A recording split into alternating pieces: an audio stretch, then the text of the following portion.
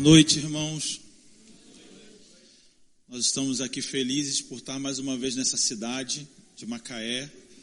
Nós temos vindo já há alguns anos nessa cidade e sempre tem sido uma bênção para nós estarmos aqui e cooperar com aquilo que está sendo realizado através da igreja nessa região. Eu queria convidar você para ficar de pé mais uma vez. Desculpa, mas eu queria que a gente voltasse ao período anterior que nós estávamos e orássemos mais um pouquinho. Eu percebi um momento de uma graça do Espírito sobre nós, de algo que Ele quer fazer na nossa vida nessa noite.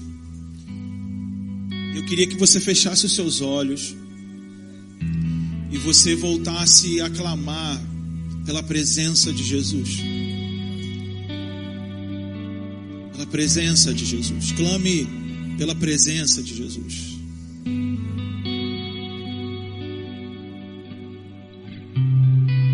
Presença de Jesus. Oh Jesus, a tua presença aqui nesse lugar, Senhor.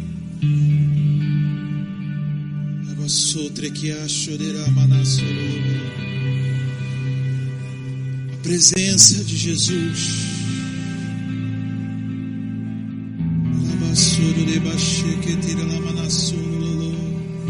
Nós precisamos de você, Jesus.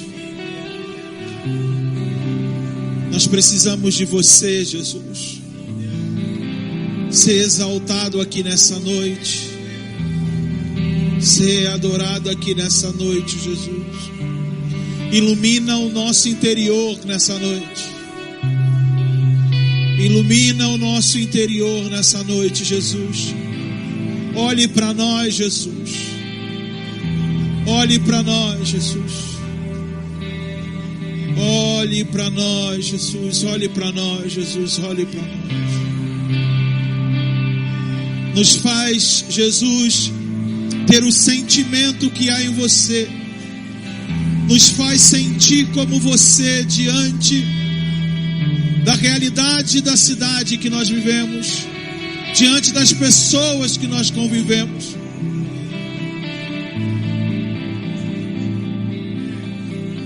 Senhor, nós precisamos de você. Traz luz às nossas trevas.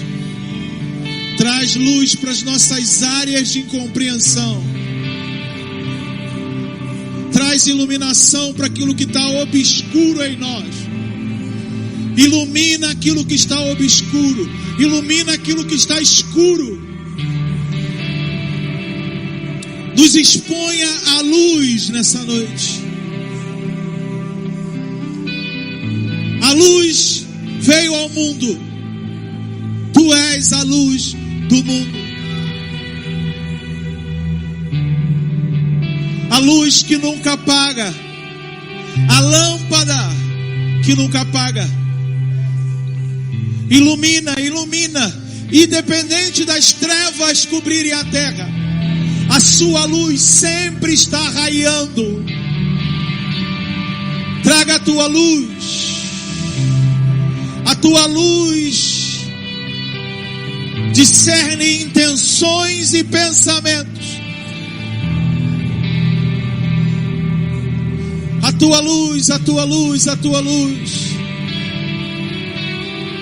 Nós não queremos permitir que as trevas gerem sentimentos e pensamentos em nosso interior. Nós queremos a tua luz. Você é a luz. Tua palavra é luz. Luz.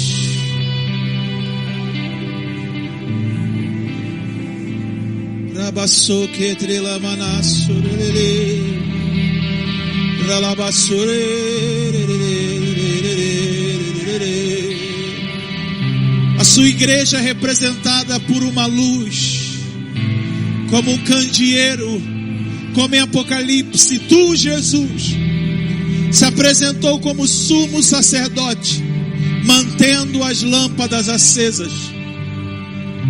E nós te pedimos que você venha manter as nossas lâmpadas acesas com a tua luz, para que a tua luz brilhe nesse mundo. Aleluia, Jesus. Aleluia, aleluia. Você pode sentar.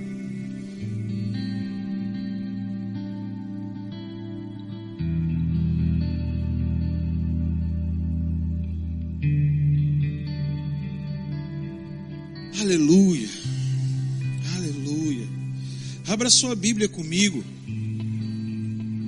O Lu falou que nós estamos em Itajaí, mas somos carioca e a gente está aqui desde segunda-feira, né, irmão? A outra segunda passada, e a gente já fez o download do karaokê já deu para fazer o download, sabe? Quando eu já vi, eu já tô falando assim, meio, pô, que isso, cara? Pô, maneiro, né? E é muito bom estar aqui com vocês, muito bom. É muito bom poder ver vocês novamente e ver o progresso daquilo que Deus tem trabalhado. É muito bom. Em João, capítulo 20, versículo 30. Abra sua Bíblia comigo. João, capítulo 20, versículo 30. Jesus, na verdade, realizou na presença dos seus discípulos ainda muitos outros sinais que não estão registrados neste livro. Estes, porém, foram registrados para que possais crer que Jesus é o Cristo, o Filho de Deus, e para que, crendo, tenhais vida em seu nome. Em uma sexta-feira de pequeno grupo lá em Itajaí, na cidade de Itajaí, a gente participa de um pequeno grupo e eu fiquei de dar a palavra desse capítulo. E eu fiquei muito impressionado com o insight que me veio quando eu li esses 2 versículos. João está dizendo que Jesus fez muito outros sinais na presença dos seus discípulos que não estavam registrados nesse livro. Você tem noção? Eu não sei quanto você tem de noção do livro do Evangelho de João. Os tipos de sinais que tem nesse livro. Capítulo 2, ele começa transformando água em vinho. O capítulo 3, a conversa de Nicodemos, ele explicando a vida eterna. Capítulo 4, ele explicando a verdadeira adoração. O 5, ele curando o paralítico, né? De 18 anos paralítico. Capítulo 6 é talvez o discurso mais persuasivo de Jesus, mais duro, que ele diz: ó, vossos pais comeram do maná do deserto e morreram, eu sou o pão vivo que desceu dos céus. Ele diz que nesse capítulo que muitos discípulos os deixaram naquele dia, e ele vira para os 12 e fala: e vocês, o que vocês vão fazer agora? E os 12, não, Pedro falou: para quem nós iremos, se só tu tens as palavras de vida eterna? E isso é interessante a gente lembrar, não é para onde, é para quem nós iremos.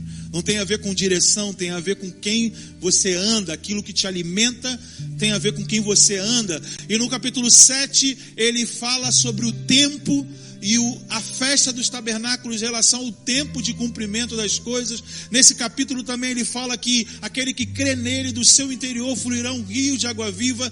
No capítulo 8 ele confronta a estrutura de pensamento da aplicação da lei da Torá hebraica, a lei de Moisés. E ele também fala: eu sou a luz do mundo, ou seja, eu vim trazer clareza até sobre aquilo que já foi dito.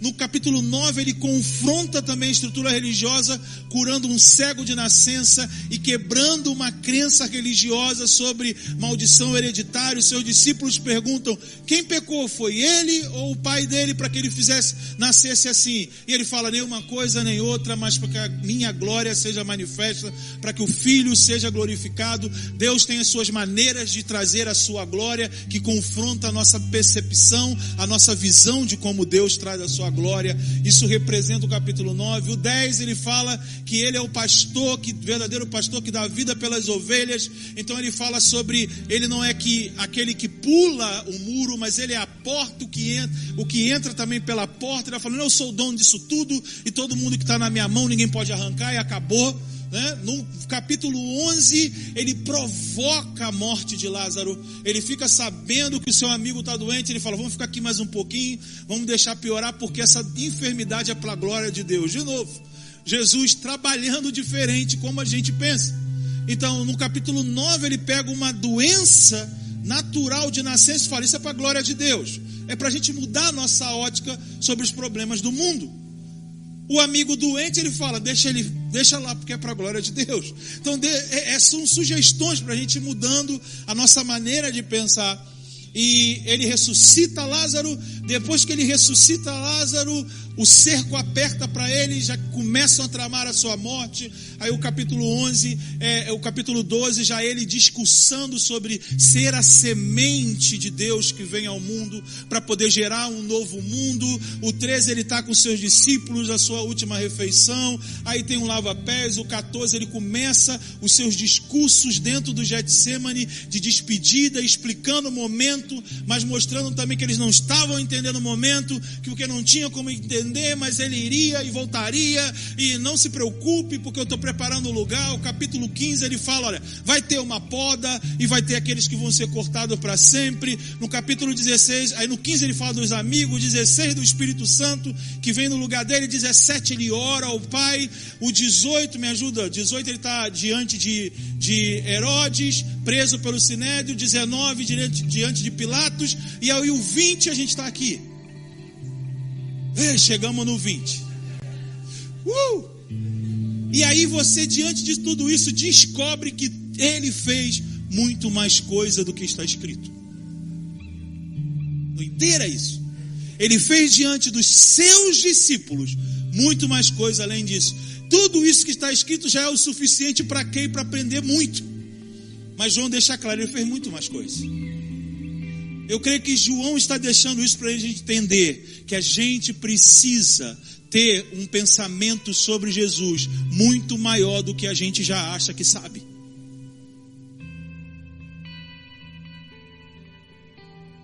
Aqueles que andaram com ele viu muita coisa que a gente não viu.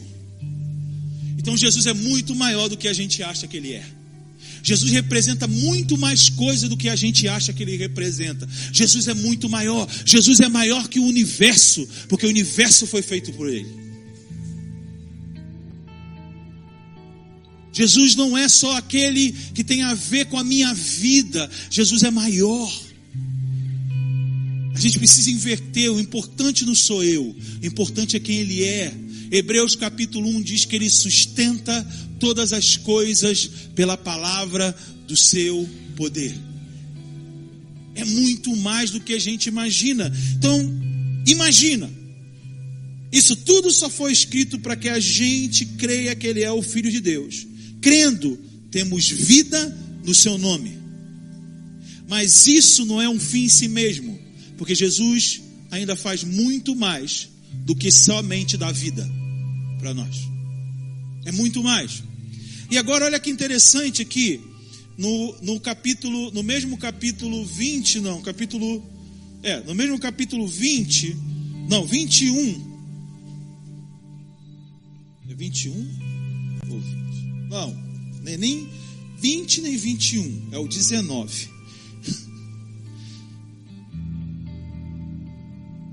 Versículo 9.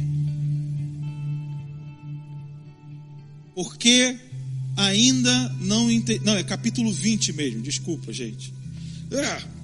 Capítulo 20, versículo 8. Acharam aí? Desculpa atrapalhar vocês, tá? Então outro discípulo que chegara o primeiro ao sepulcro também entrou e viu e creu, porque ainda não entendiam a Escritura, segundo o qual era necessário que ele ressuscitasse dentre os mortos. Então os discípulos voltaram para casa. Olha só, no versículo anterior diz que Jesus fez muitos outros sinais que não estão registrados no livro de João diante dos seus discípulos. Sim, e com isso a gente aprende que a gente tem que esperar de Jesus muito mais do que a gente já espera. Mas olha só, mesmo eles tendo visto os sinais que nós não vimos, e aqueles que estão registrados no livro de João, tinha muita coisa que eles não entendiam. Eles não entendiam o que as Escrituras disseram a respeito de Jesus. Então, entendimento não tem a ver só com vivência. Não tem a ver com o fato de quantos anos você tem no Evangelho. Não tem a ver com o quanto você conhece das Escrituras também. O entendimento é algo dado por uma postura que a gente precisa ter diante daquilo que Deus quer que entendamos. Você pode crer em muita coisa e não entender o que você crê. Então, crer te dá o direito, mas entender te dá a capacidade de usufruir do direito que você tem. Então, você pode crer em muita coisa, mas não entender o que você crê. E isso pode te deixar de fora da maneira de como Deus está operando. Teve discípulos que creram porque viu que o sepulcro estava vazio, mas não entendeu. O que ele fez? Voltou para casa. Então ele creu, mas não entendeu o que aquilo significava. De um fato, realmente, o que estão dizendo, não tem corpo ali. Jesus ressuscitou, mas o que isso quer dizer? Eles voltam para casa. Eles voltam a fazer as atividades que eles tinham antes. Eles ficam esperando entendimento sobre o que representava aquele momento. Existem ausências da presença de Deus, a ausência de entender o que Deus está fazendo naquele momento, que representam que a gente precisa de um novo entendimento sobre aquilo que a gente já crê. Quando nós chegamos num período de ausência, funcionava, fazia, acontecia, e era assim, eu experimentei isso e aquilo, eu continuo crendo, mas agora eu não consigo mais perceber, eu não consigo mais entender o momento que eu estou vivendo e o que Deus está fazendo.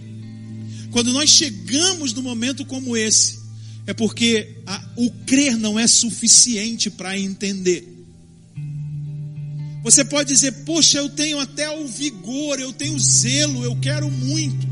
E olha que Paulo fala em Romanos 10, capítulo 10, Romanos 10, abra sua Bíblia comigo em Romanos capítulo 10, a partir do versículo 1.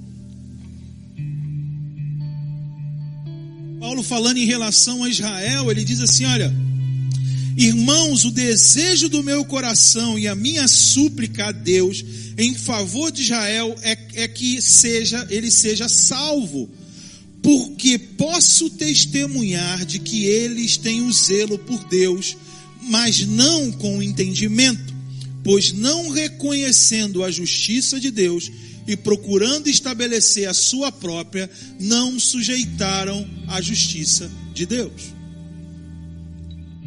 Então todo zelo, todo desejo, tudo que eles praticavam, tudo que eles eram religiosamente perfeito, não servia para dar entendimento. Porque a gente pode ter zelo, mas não ter entendimento do zelo que a gente tem. Então zelo também não é suficiente para ter entendimento. Crer não é suficiente para ter entendimento.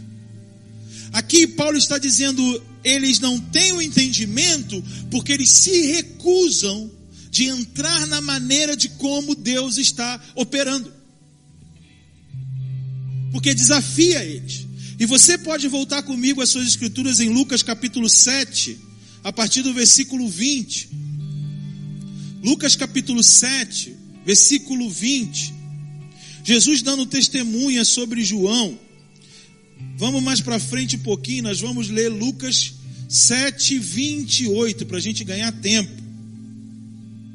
Para a gente entender por que o Espírito está pairando assim sobre nós num clamor preciso de Ti. Por que há esse clamor aqui, preciso de Ti? O 28, Jesus está falando de João, falando assim, Lucas 7, 28. Pois eu vos digo que entre os nascidos de mulher não há outro maior que João, mas o menor no reino de Deus é maior do que ele. E todo o povo que o ouviu, até mesmo os publicanos, reconheceram a justiça de Deus e receberam o batismo de João. Mas os fariseus e os doutores da lei rejeitaram o plano de Deus para si mesmo, pois não foram batizados por João. Eu não sei como está a versão. O plano de Deus, volta um pouquinho para mim. Mas os fariseus e os intérpretes da lei rejeitaram, quanto a si mesmo, o plano de Deus também está na versão. Então, o fato deles serem estudiosos da Torá, das Escrituras, aguardarem também o Messias, crerem também no poder de Deus, tal, tudo isso, estavam bem, mas eles rejeitaram o plano que Deus tinha para aquele momento. Eles não achavam necessário entrar no que Deus estava propondo através da ministração de João Batista, ser batizado na água. Eu vou, mas por que nós precisamos desse batismo? O fato deles questionarem aquilo que João estava trazendo como operação de Deus para aquela época, os colocou fora do plano de Deus. E essa palavra de Lucas concorda com a de Paulo. Eles têm um zelo por Deus. Esses fariseus, esses intérpretes da lei, não podem ser vistos como pessoas negativas, que não criam. Pessoas que eram erradas. Não, eram pessoas certas. Eram pessoas de Deus. Mas eles não creram no plano de Deus para aquela época deles. E o fato deles não crerem no plano de Deus, não aderirem à forma como Deus estava operando, eles não tinham entendimento do que Deus está fazendo. Em outro momento, eles vão até Jesus e perguntam a Jesus: com que autoridade você faz essas coisas? Jesus fala para eles assim: olha, eu vou te dizer com que autoridade eu faço tudo isso, se vocês me disserem o que eu quero saber de vocês. Eles falaram: beleza, pergunta, manda pergunta. Jesus falou: o batismo de João, de novo, é do céu ou da terra? Aí eles pediram um tempo, peraí, rapidinho, Jesus. Fizeram a reunião deles lá: se a gente falar que é do céu, ele vai perguntar. Eles eram inteligentes. Ele vai perguntar: então por que a gente não se batizou? Se a gente falar com a da terra, o batismo é da terra, a gente vai ter problema com o povo, porque todo o povo sabe que João é profeta. E profeta recebe do céu. João falou isso: não há nada que um homem receba sem que o céu tenha dado. Então Jesus ferrou eles. Aquilo que João recebeu foi do céu, não foi da terra. E eles não estavam submetendo ao céu. E Jesus fala, eles chegam para Jesus: Jesus, a gente não sabe te responder. Jesus: eu também não te digo com que autoridade eu faço essas coisas. Você não tem resposta, porque você não quer entrar no que está em operação. Você quer questionar o que está em operação. Questionar não é entender.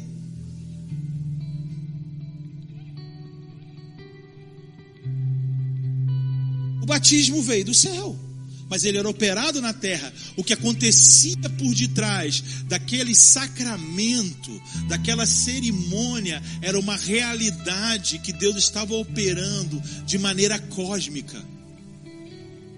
Sabe, de maneira cósmica, assim, lá em 1 Pedro, Pedro vai dizer que o batismo representava o dilúvio. O dilúvio representa uma linha final para a humanidade, para a construção de uma nova humanidade. É Deus falando: olha, eu vou interromper a administração de como as coisas estão sendo feitas na terra e vou promover uma nova. Então o que João estava fazendo não era só imergir pessoas na água. Ele estava imergindo pessoas no novo mundo. Porque ele estava falando que, olha, arrependei-vos, porque é chegado um mundo novo. É interessante a gente trocar reino por mundo novo, ou um mundo de Deus. Porque reino era o mundo para eles da época. Como hoje o Brasil é. O sistema de governo presidencial era como se a gente estivesse falando: está vindo um novo Brasil, porque vai mudar toda a estrutura de como se administra a vida do povo na terra. Era um novo mundo. Então o batismo nas águas, ainda até hoje, ele é um sacramento, porque você está proclamando a existência substancial da realidade do plano de Deus. Quando você batiza alguém nas águas, você está representando o que Deus vai fazer em todo o cosmos. Começar um novo mundo. Um novo céu e uma nova terra. Não é só um céu novo. Não é só ir para o céu. É novo céu e nova terra. Porque o primeiro céu e a primeira terra se passam. Isso está na sua Bíblia, Apocalipse 21. Então não espere ir para o céu. Espere ir para um novo mundo. Porque também tem uma nova terra. Então o batismo, você olha e fala assim, só submeter um ato cerimonial. Não, aquele ato cerimonial tinha uma palavra, que Deus estava realizando algo. Existia a operação de uma justiça divina por meio daquele ato tão frágil. Mas a justiça de Deus estava em operação. Deus estava movendo o seu plano daquela forma. Às vezes existem ações que são necessárias, que nós vamos falar, mas para que isso? É para entrar naquilo que Deus está operando. Maria, na casa de Lázaro, na casa deles, da família, derrama perfume aos pés de Jesus, beija os pés de Jesus. Jesus fala, olha, ela está preparando o meu corpo para o sepultamento. Se eles não entendiam nem a ressurreição, quando ela tinha acontecido, que dirá quando ele disse que iria ser sepultado? Eles não entendiam nada. Eles achavam a viagem, tanto que Jesus disse e que Maria estava fazendo. Mas em Lucas 24, quando as mulheres foram até o túmulo de Jesus para ungir o seu corpo, o corpo dele já não estava mais lá. Porque elas tentavam movimentar algo na terra que não estava mais na terra. Eles tinham que ter feito isso enquanto ele estava na terra. Então não podia ter uma ação, porque ele já não pertencia mais a essa terra. Eles chegaram atrasadas. Chegou lá, tinha uma nova revelação. O que? Um vazio.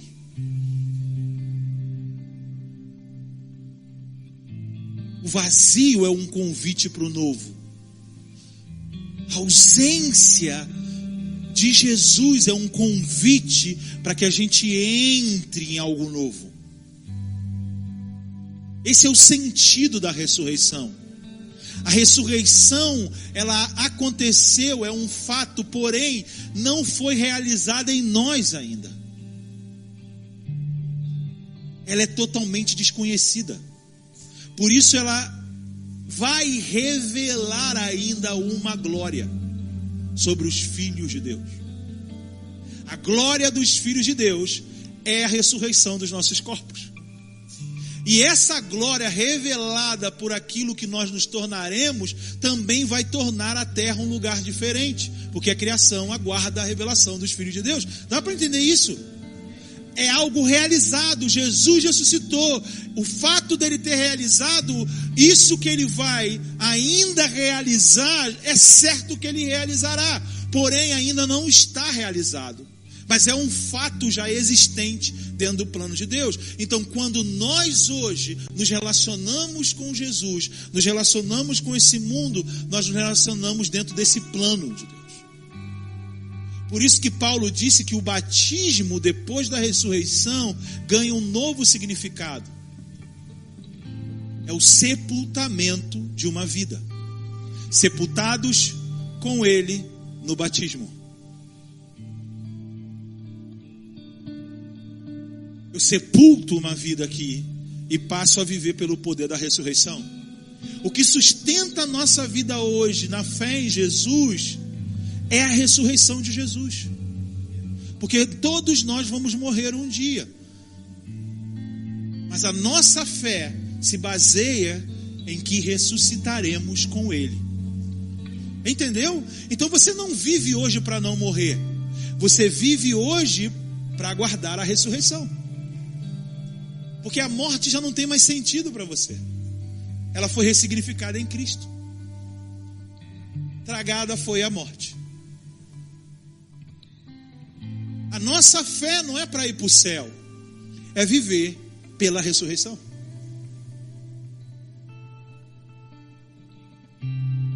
E é esse poder da ressurreição que entra em atividade quando nós entendemos o que ela significa. Se nós vivermos pela fé no poder da ressurreição, nós entendemos que a ressurreição promove a alteração de todas as coisas. Tudo que está morto volta a viver. Se a nossa mente passa a viver baseado nessa operação, tudo que está morto volta a viver. Tudo que está doente pode ser curado.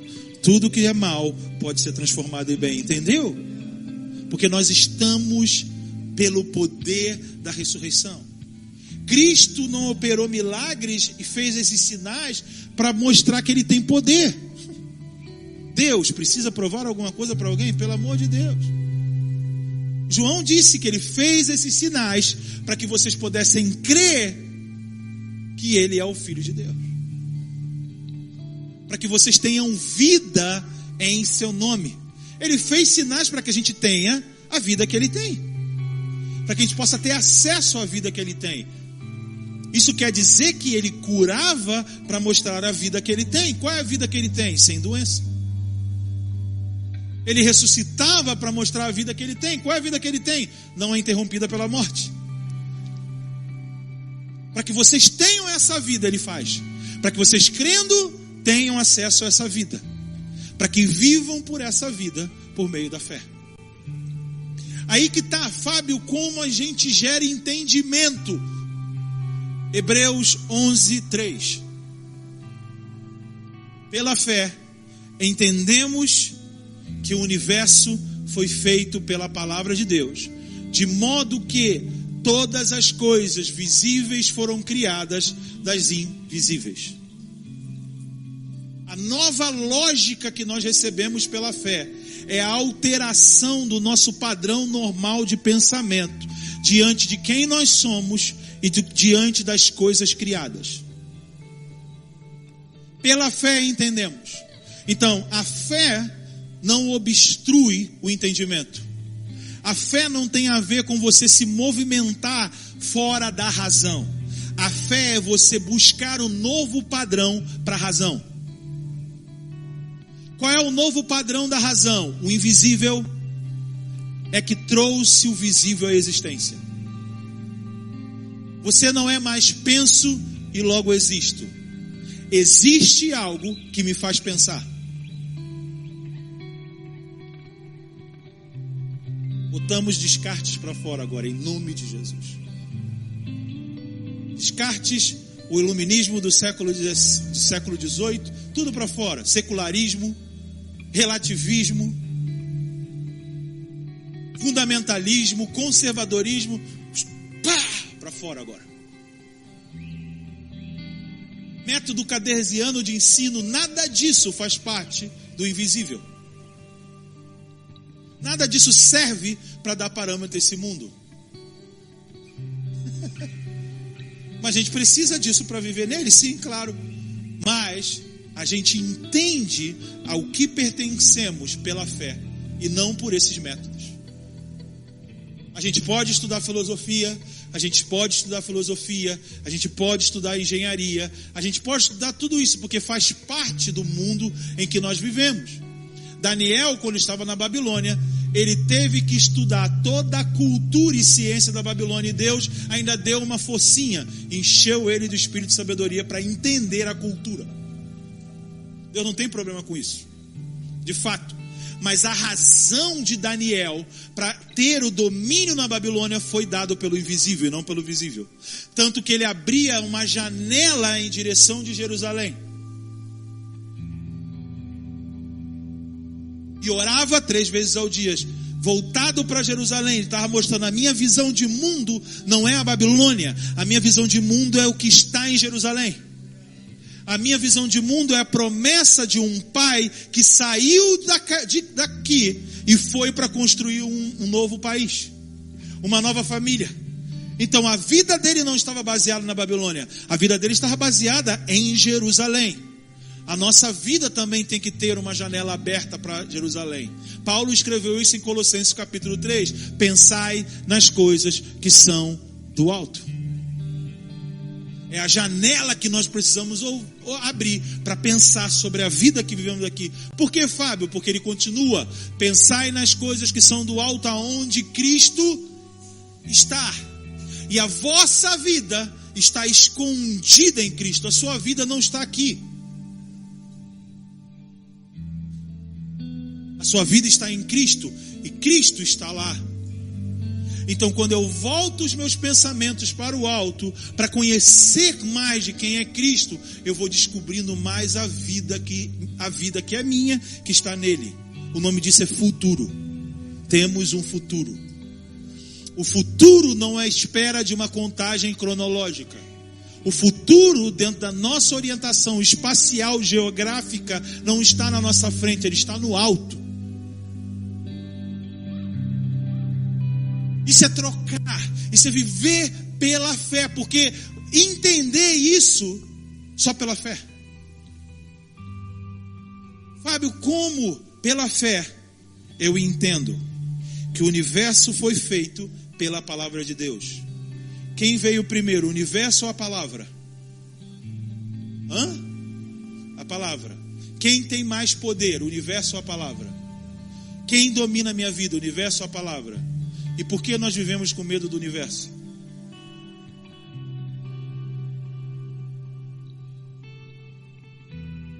Por que nós damos razão pelo universo na nossa vida? Você entendeu? Foi descoberto na ciência que não sei quem, igual está na Bíblia. Tá vendo? Deus é Deus mesmo. E Jesus falou várias vezes: bem-aventurados que não viram e creram. Tem bênção para quem não vê e crê. Eu não preciso da ciência para comprovar a palavra. A ciência precisa dela para comprovar a palavra. Eu não. Porque eu vivo pela fé. Eu não vivo pela ciência. Eu não vivo pela filosofia.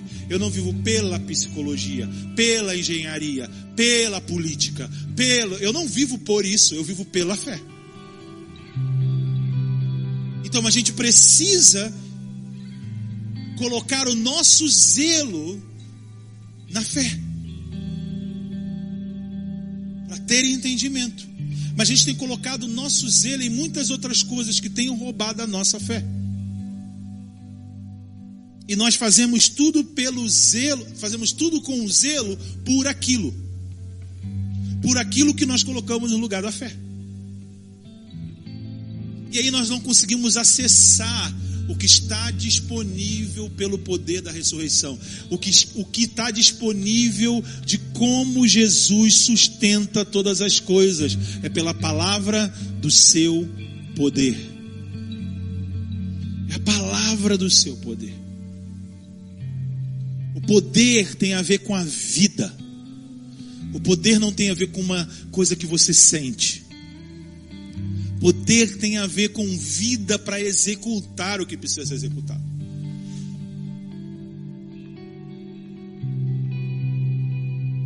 E a gente precisa colocar no lugar dessas coisas desse mundo fé. Pela fé, entendemos. A fé determina os padrões de como eu vivo. Por isso Paulo fala em Romanos capítulo 1, ele fala: eu quero muito estar com vocês para vos pregar o evangelho. Isso é muito interessante. 1, versículo 15. Eu desejo estar com vocês para pregar o evangelho. Mas já tinha igreja lá. A ideia que a gente tem de pregar o evangelho é aonde não tem igreja. Mas Paulo fala: eu quero pregar de novo o evangelho para vocês, para que vocês aprendam como lidar no mundo que vocês estão. E Paulo começa escrevendo para eles: porque não me envergonho, o evangelho é poder de Deus para a salvação de todo aquele que crê, primeiro o judeu e também o grego, pois a justiça de Deus, o modo operante de Deus, como Deus ajusta as coisas, como Deus corrige as coisas, se revela no evangelho. E de fé em fé, como está escrito, o justo viverá por fé. Ou seja, a maneira que Deus ordena a vida daquele que vive no evangelho é por meio da fé. Dá para entender? O justo viverá por fé. Ou seja, a maneira de como Deus ordena a minha vida é pela fé. O justo ou a justiça de Deus é o status de nós não temos mais nenhuma dívida contra os poderes das trevas desse mundo, com o nosso passado nós não temos nenhuma dívida e nós somos livres para reconstruir, recomeçar, declarados justos, sem limites, sem limitação nenhuma. E baseado na fé nisso, eu tenho a operação do Evangelho de Deus ao favor para ajustar a minha vida. O justo viverá por fé. E essa palavra veio para o profeta Abacuque quando ele olhava para o mundo e o mundo dele estava totalmente confuso. Deus fala só para ele assim, ó, vai piorar. E ele falou, e agora? Vai para a torre, volta para a torre e mostra: o justo viverá por fé. O óculos que a gente usa para poder enxergar melhor esse mundo tem que ser fé. Tem que ser pela fé. Aqui eu enxergo, mas não é tão nítido. Mas quando a fé vem, ela me dá clareza, me dá entendimento. Ela ajusta a minha ótica. É pela fé. A fé vai determinando os padrões das coisas. Por quê? Porque todas as coisas foram criadas pela palavra de Deus. Quando você compra um produto, você recebe do fabricante um manual, o padrão de como aquilo tem que ser usado. Se você não usa segundo aquele padrão, já era. A palavra criou tudo. A palavra é o fabricante desse mundo, dá para entender? E é pela palavra que todas as coisas são criadas. Então a forma como eu vivo nesse mundo é pela palavra. A vida verdadeira desse mundo é só pela palavra de Deus. Mas para que eu tenha entendimento dessa palavra, eu preciso viver por fé. Porque Deus vai operar de maneiras que desafiem a minha crença, para que eu possa receber um entendimento de como eu tenho que viver dentro do momento que eu vivo.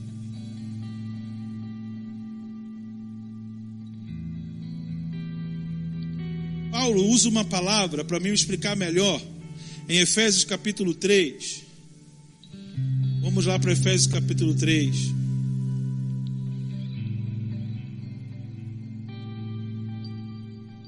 E a gente avança dessa explicação.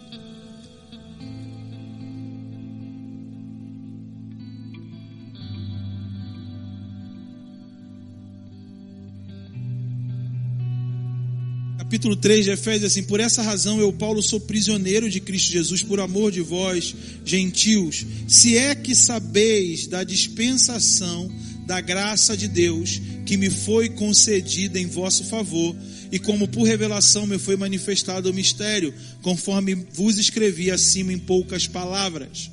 Até aqui, por favor, que eu quero focar na palavra a dispensação. A palavra dispensação é a palavra aikonomia. Ela representa o mesmo significado da palavra em português economia. Então Deus tem uma economia, uma maneira de administrar o seu plano, como a gente vem falando aqui. Então, para a gente entender melhor essa questão da administração, existem produtos que têm o seu que são determinados o seu valor pela economia. A própria moeda, ela é determinada pelo valor econômico das coisas. Por exemplo, uma nota de R$100, ela não vale R$100 de fato. O valor econômico dela não é R$100. Se eu não me engano, ela agora é R$63. o valor econômico da nota. Como se percebe isso? Quando você ia há 3 anos atrás com R$100 no mercado, você adquiria muito mais produtos do que quando você vai com R$100 agora. Está comigo? Porque o valor econômico dos R$100 dava a você mais abrangência para adquirir produtos. Entendeu? Então, Deus tem a sua economia. Isso explica que tem coisas que você fazia antes que tinham determinados efeitos. Você alcançava muito mais. Mas quando altera o valor econômico, aquela nota já não tem mais o mesmo alcance. Ela perdeu o seu valor, não perdeu a sua utilidade, mas perde o seu valor dentro daquilo que Deus está movimentando. Por isso que muitos anos atrás, ir para a praça pregar, enchia a igreja. Hoje não. É certo ou errado isso? Não. Você pode fazer isso? Pode. Mas você vai perceber que não tem o mesmo valor. Porque o tempo não é mais disso. Você tem internet. Você prefere transmitir o culto. A pessoa não precisa ir para a praça te ouvir. Ela está em casa, ligou o aparelho dela e está te vendo. Entendeu? Porque o valor daquilo se mudou. Então, dentro do plano de Deus é a mesma coisa. Dentro das realidades espirituais acontecem as mesmas coisas. Deus às vezes altera a nossa estrutura pela fé, para que a gente possa participar de uma nova maneira daquilo que é dele. Deus que providencia isso, nós só precisamos aceitar. Foi Deus que providenciou o batismo de João. E os caras ficavam assim, não sei, pode ser. Quantos aqui conhecem a história de Atos capítulo 3, de Pedro e João chegando no templo para orar, e todos os dias tinha um homem ali colocado, né? E aquele homem era colocado diante da porta formosa, pedia esmola, e um dia Pedro e João, olhando para ele, viu que ele tinha fé para ser curado, e disse, eu não tenho prata e nem ouro, mas o que eu tenho, eu te dou. Levanta e anda. Levanta e anda. Rapaz, não tinha passado muito tempo depois do que Pedro tinha vivido com o próprio Jesus. Mas Pedro entendeu que Jesus transmitiu para ele um tipo de vida pelo poder da ressurreição que podia alterar a realidade, que podia alterar a matéria, que poderia tirar as pessoas de uma condição que aquela condição impedia ela de viver algumas coisas e levá-la para uma outra. Pedro poderia continuar deixando aquele cara ali, dando esmola para ele. Ele continuaria naquela condição, viveria sustentado ali. E pronto, ele ficaria ali. Eu não sei quantos de vocês não sabem disso, mas dentro do templo, dentro do portótico de Salomão, o átrio, não poderia entrar nenhuma pessoa que tinha defeito físico. Não podia entrar. O que Pedro e João realizam ali é algo que leva aquele homem a entrar em lugares em Deus que ele nunca poderia ter entrado antes. Não era só manter ele sustentado, era dar acesso a eles, a algo que Deus provinha que ele nunca tinha acesso antes. E quando Pedro e João, eles são questionados com o que eles fizeram, Pedro prega exatamente para eles, olha, versículo 13, o Deus de Abraão, de Isaac e Jacó, o Deus dos nossos pais, glorificou seu servo Jesus, a quem entregaste diante de Pôncio Pilatos, e negaste quando ele havia resolvido soltá-lo, mas vós negaste o santo e justo, e pediste que o homicida fosse liberado, mataste o autor da vida, a quem Deus ressuscitou dentre os mortos, e somos testemunha disso. Olha que coisa forte. O que Pedro está falando com a mensagem dele? Vocês fizeram algo sem entendimento. E isso foi feito pelo nosso Deus, que prometeu ao nosso patriarca Abraão, Isaac e Jacó. Pedro não está falando que o que foi feito está distante do que eles esperavam. Mas Pedro está mostrando para eles que eles não tinham fé para entender o que estava acontecendo com aquele paralítico. Da mesma forma que eles não entenderam o que fizeram com Jesus. Porque eles tinham zelo sem entendimento. E era tudo crente, porque criam na promessa que Deus fez a Abraão, a Isaac e Jacó. Ele está pregando ali no templo. Dá para entender? É no templo que estão questionando como ele deu àquele paralítico o poder de andar. É no templo que está acontecendo isso. Preste atenção. E ele está explicando a própria Escritura, a Bíblia para eles. E aí ele fala a chave disso. Ele fala o seguinte: olha, pela fé no nome de Jesus, este nome deu força a este homem que vedes e conheceis. Sim, a fé que vem por meio dele deu a este homem a saúde perfeita diante de todos nós. A fé que a gente tem, pela fé em Jesus, também traz para nós uma fé operante que afeta a realidade onde nós estamos. Pedro está dizendo: não fui eu que fiz isso. Não fui eu. É a quem ou o que vocês negaram. É o que vocês não quiseram aceitar.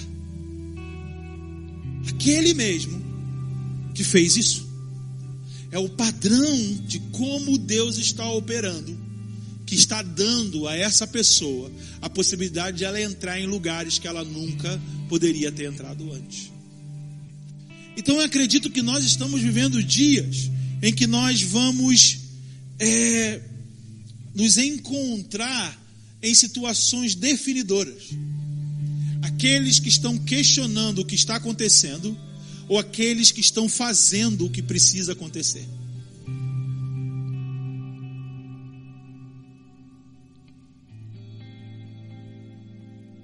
Isso não vai determinar quem é e quem não é povo de Deus. Só vai determinar quem está andando dentro daquilo que Deus está fazendo. E não. São os desafios que nós temos. Saber quem é Jesus não é suficiente. A compreensão traz a vida de Jesus para a realidade que eu vivo.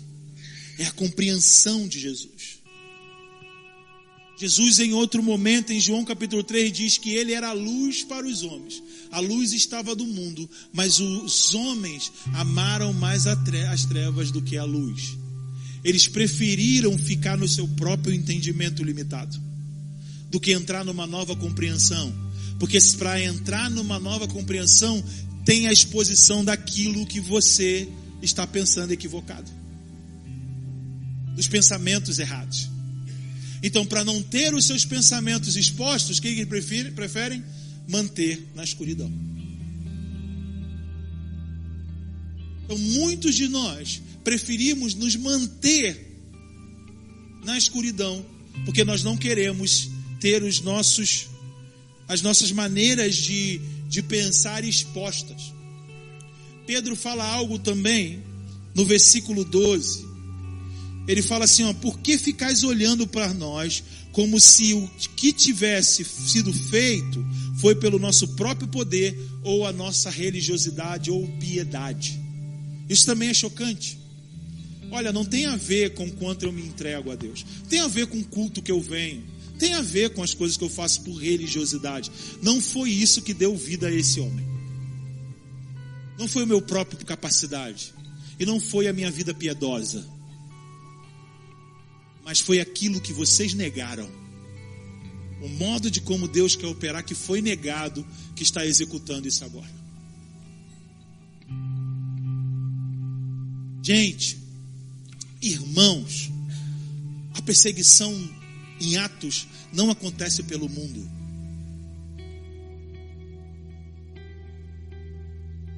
A igreja do primeiro século não foi perseguida pelo mundo. Ela foi perseguida pela principal religião do mundo da época. Porque ela negava a maneira de como Deus estava operando.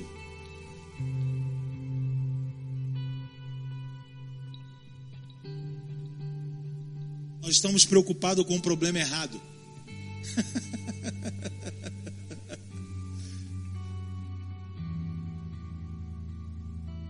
O que nos expõe, o que nos persegue, é aqueles que pensam de uma maneira que não querem abrir mão da sua maneira de pensar. Porque se eles vêm para a luz, os seus pensamentos são expostos. Mas a gente não pode temer o que pensam sobre nós. A gente não pode temer o que dizem sobre nós, o que acham sobre nós. A gente não pode temer. O Evangelho de Deus, o Evangelho que Paulo pregava em Romanos capítulo 2, ele tinha como confiança ou esperança. No versículo 16 ele diz o seguinte, olha, 15: e demonstrando que a lei exige estar escrito no coração deles, tendo ainda o testemunho da sua consciência e dos seus pensamentos, que ora os acusam e ora os defende. E isso acontecerá no dia em que Deus julgar os pensamentos secretos dos homens por Cristo Jesus, segundo o meu Evangelho. O maior julgamento que Jesus vai operar não é pelo aquilo que você sabe da minha vida.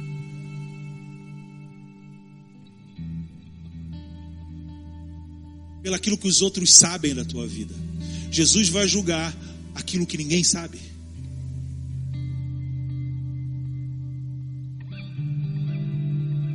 O temor que a gente tem que ter é por aquilo que ninguém sabe, e não a vergonha daquilo que sabem. Isto é o Evangelho.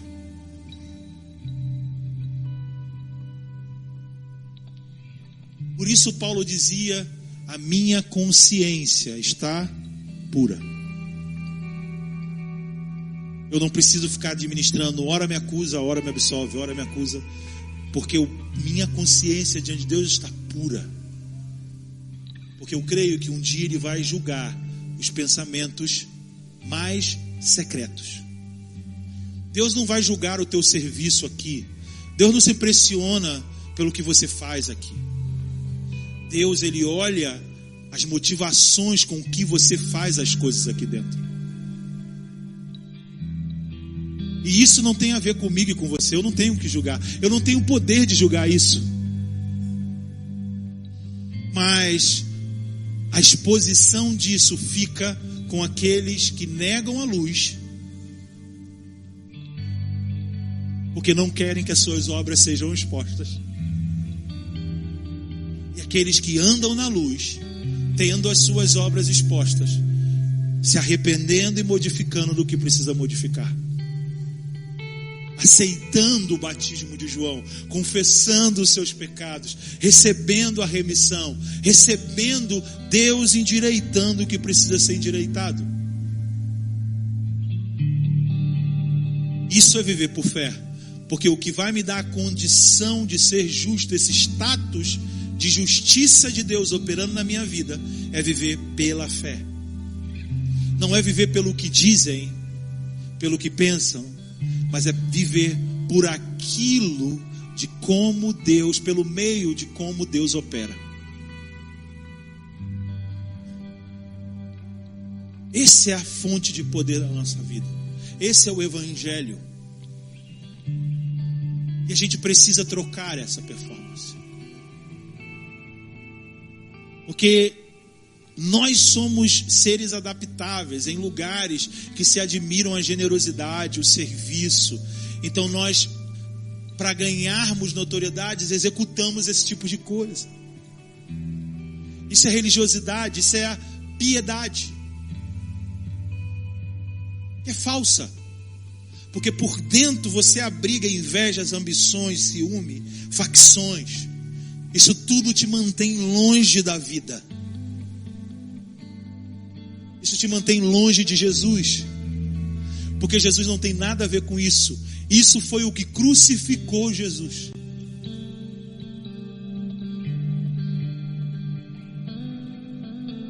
Às vezes a gente ora assim: Deus, você não sabe o que é isso que eu estou passando. Jesus, você não tem ideia o que é ser envergonhado publicamente. Jesus, você não tem ideia o que é ser acusado, mentirem ao seu respeito. Você não tem ideia o que é o cara dizer para você uma coisa e fazer outra. Jesus, você não tem ideia de ser abandonado pelos seus amigos. Jesus, você não tem ideia que é apanhar sem merecer, ser acusado de algo que nunca fez.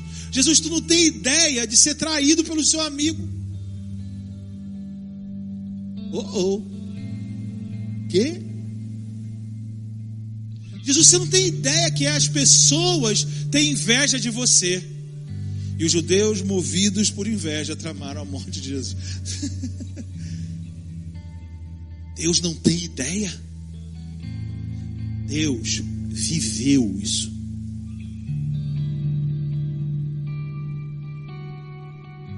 O castigo que nos traz a paz estava sobre ele.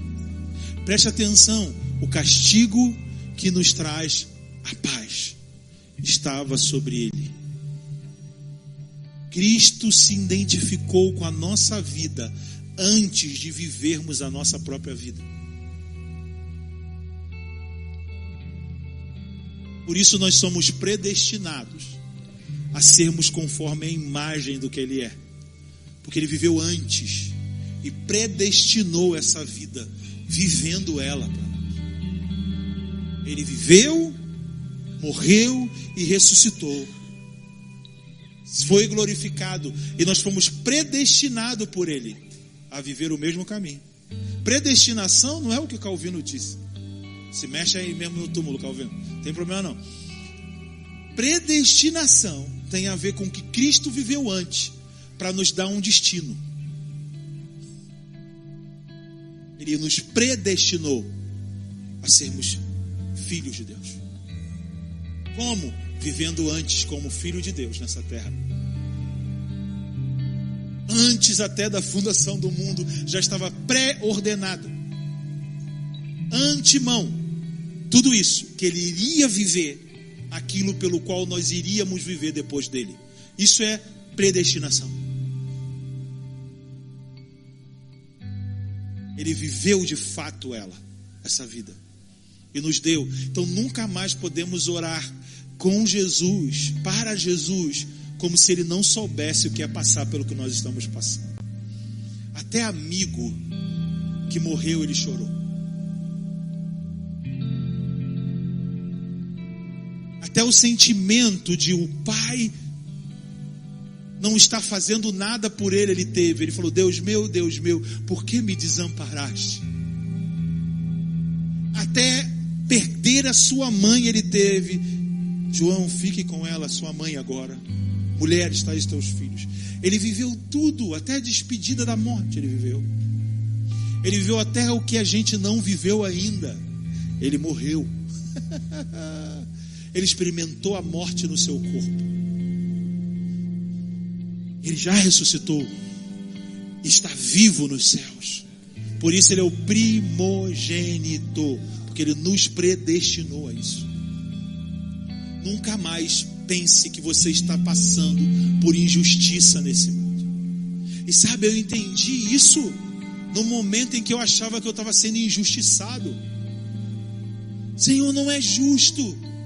Eu pequei, mas o que estão dizendo é mentira. Olha o que estão inventando. Olha isso, olha aquilo. E de repente chegou na minha playlist a música: Cristo levou sobre si as nossas dores, e o castigo que nos... E eu fui, ai meu Deus, sabe como foi abrindo a janelinha? E eu falei: meu Deus, o injusto foi injustiça para você, não para mim. Tudo que eu estava sofrendo era justo, mas o que ele sofreu foi injusto. Então eu passei a chorar pela injustiça que ele sofreu, ao mesmo tempo que ele trouxe cura para a justiça do que eu estava sofrendo. Ele foi para mim justiça, para arrepender, para endireitar, porque eu entendi o que ele sofreu foi injusto.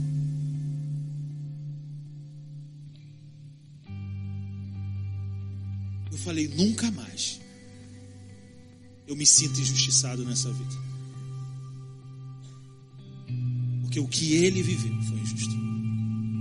E a justiça de Deus é que nos faz sermos filhos de Deus.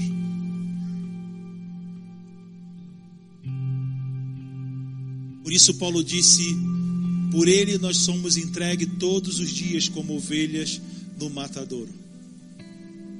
Todos os dias.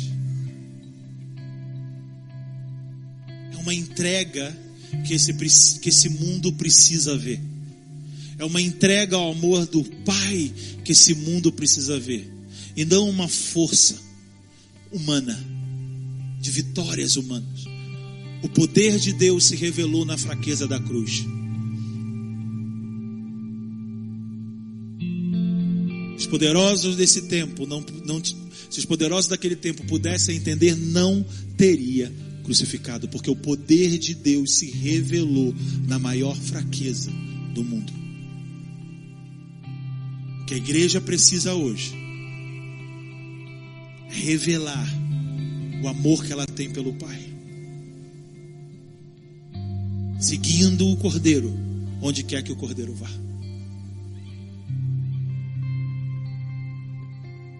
E essa é uma noite que a luz está sobre nós. Ele quer tirar de nós trevas, realidades obscuras, sabe? Sentimentos obscuros, intenções que estão na escuridão, pensamentos que estão na escuridão. Para que venha a luz, para que venha a vida, porque a vida nós temos em teu nome, em seu nome. Ele é a luz do mundo.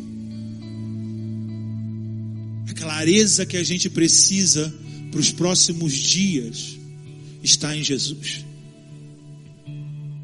Ele é a luz. Mas a gente precisa se aproximar dessa luz, para que essa luz seja o que ilumina ao nosso redor. Os homens que rejeitaram a sua luz perderam compreensão, perderam entendimento. Por isso o salmista diz, lâmpada para os meus pés e luz para o meu caminho é a tua palavra. Os pés nas escrituras representam o coração. Então, à medida que a tua luz ilumina o meu interior, os meus olhos são iluminados para andar na escuridão do caminho. Você não precisa de luminares externos para andar na escuridão se você tem um dentro de você. Não é o mundo que te dá luz, é a palavra que te dá luz para viver no mundo. Jesus é a palavra de Deus.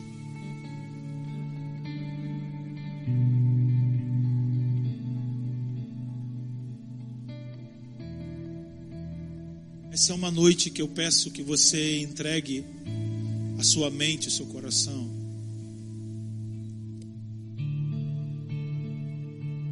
Sua mente, seu coração. E nós falamos que o castigo que nos traz a paz estava sobre ele. E olha que interessante, Paulo em Filipenses 4 vai dizer que a paz de Cristo excede todo entendimento.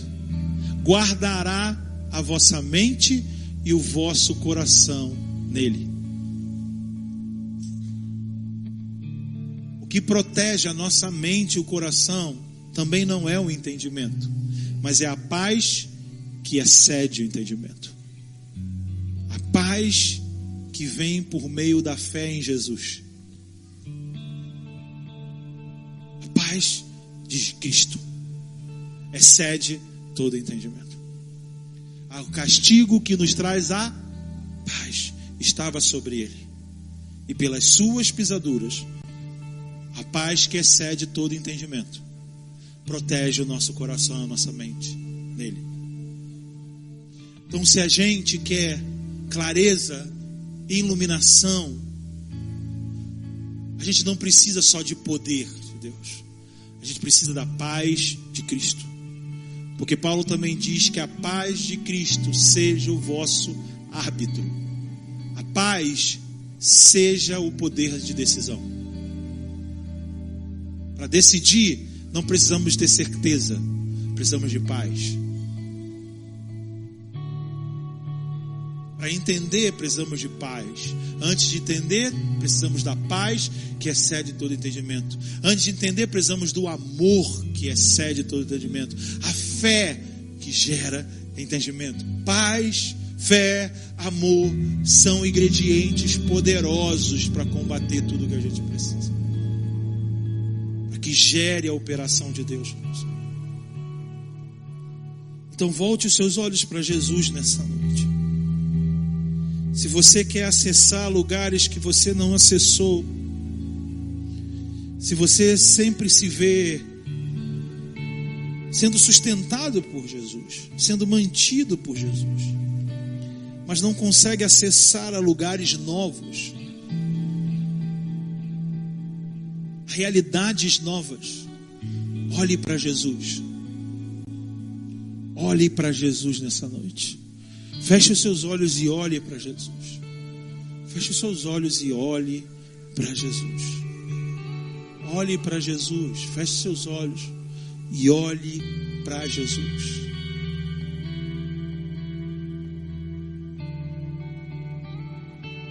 Feche os seus olhos e olhe para Jesus.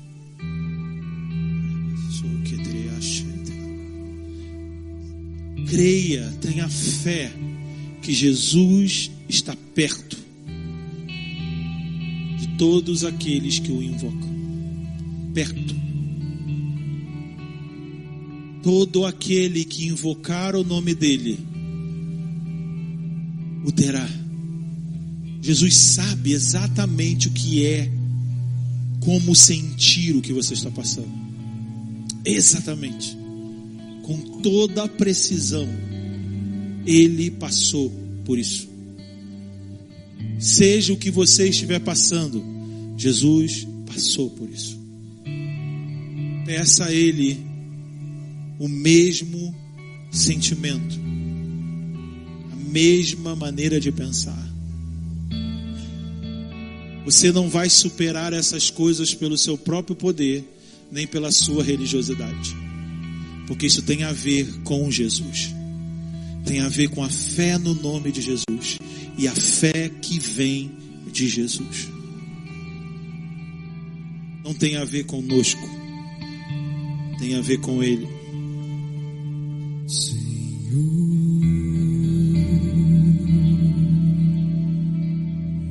que flui do teu grande amor.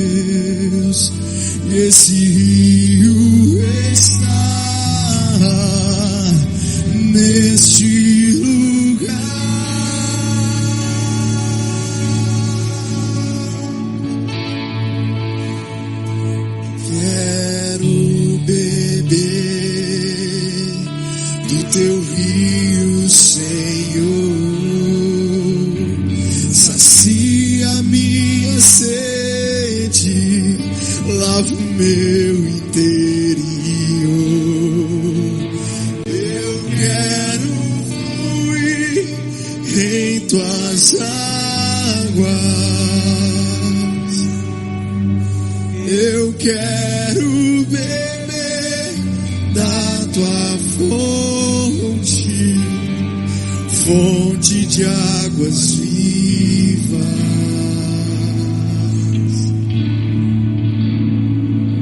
Tu és a fonte, Senhor. Tu és o rio, tu és o rio, Senhor.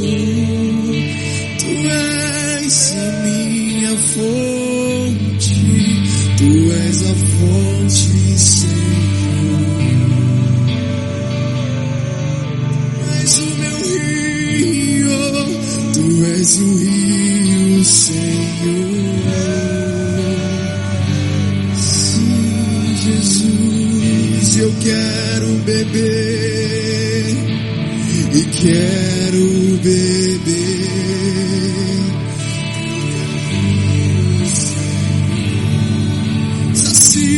Sacia minha sede, lava o meu interior. Eu quero fluir em tuas águas. Eu quero beber da tua fonte, fonte de águas vivas.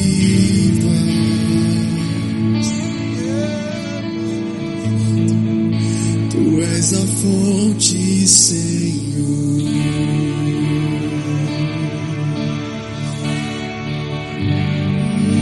Tu és o rio, Senhor.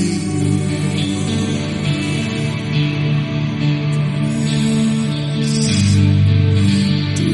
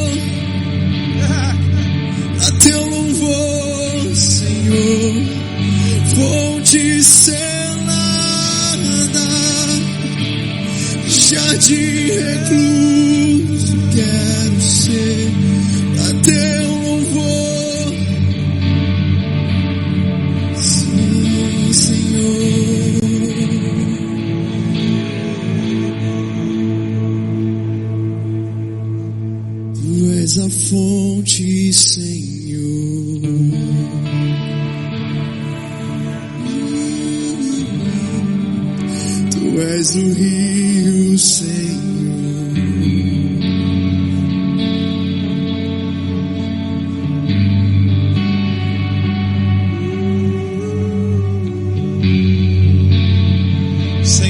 Oramos por alterações,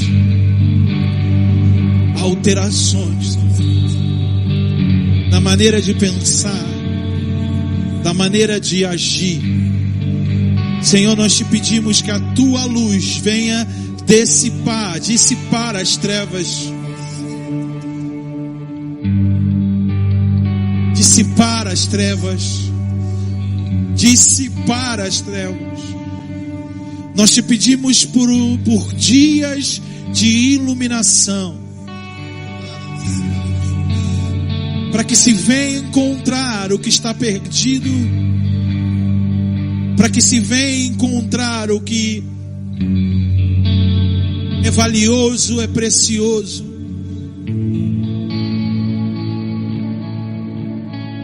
A tua luz,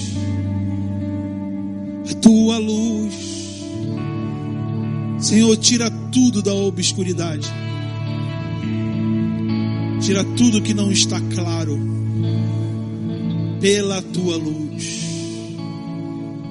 pela tua luz, pela tua luz, pela tua luz, pela tua luz. Um novo dia amanhece. Noites de anos passados se foi, mas um novo dia chega ao amanhecer.